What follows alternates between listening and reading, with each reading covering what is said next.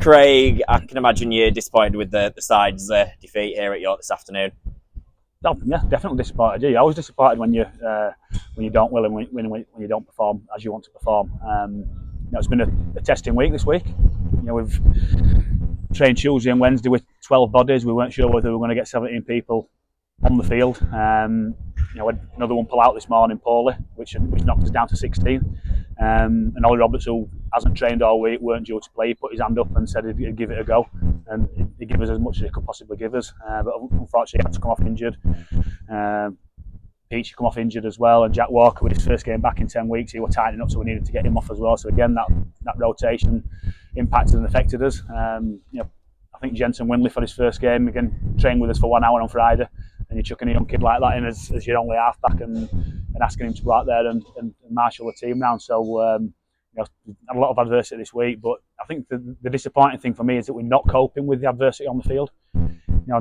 Number of times where we'll concede a penalty or make an error, and then the next set we stood behind the six. We've got to be better at dealing with that sort of adversity, and at the minute we're not. And yeah, we've got people playing and defending in positions that they're not comfortable with, which is going to give them individual errors or defensive reads that aren't quite there. But contact-wise, in the middle of the field, we can control that, and we need to be better in them areas. I think it was 3 tries in the opening 12 minutes for York. It could have quite easily been a lot more, if you know what I mean, if they carried on. But between that and half time, obviously we get ourselves back into the game. Do you think it could have been a different game potentially in the second half if we maybe tried to kick on, especially getting that try in the first half? So yeah, it's that adversity I'm going to talk about. So I said at half time that I don't care that people make errors.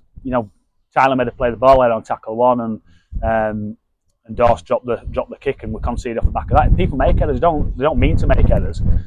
So you've got to have that next job mentality where, right, we've conceded, we've had an error, the opposition have got the ball, so what can we do now? We've got to defend up.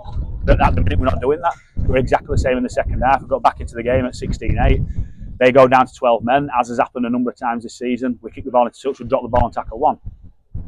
Beans don't mean to drop the ball, but he drops it. So what's our next responsibility now? Our next responsibility is to defend that set. But 4 tackles later, we're stood behind the sticks again. So we're just not handling that area of the game, that adversity of when things go wrong, whether it's a penalty against us, a 6-again call against us, or an error that we make.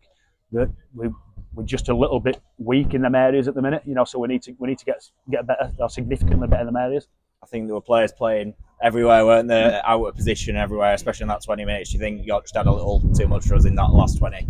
Yeah, 100%. They're a quality outfit. I said before the game, I think that they're the best team in the competition at the minute. The first 3 games of the season they lost, and they got some players in, got some players back from injury, and since then they've kicked on and they've been, I think, the most consistent team in the competition, and they're flying, and they're at Wembley next week. And they didn't do anything different to what we expected them to do, which was just be relentless in everything that they do. We need to get somewhere close to that in the second half of the season. In 2-week break now, I can imagine it can't come soon enough. Just how important is it now that we try and get as many players back possible in that 2-week period for that trip to Barrow then? No, mate, 100%. It's not just, it doesn't just impact on you on a game day.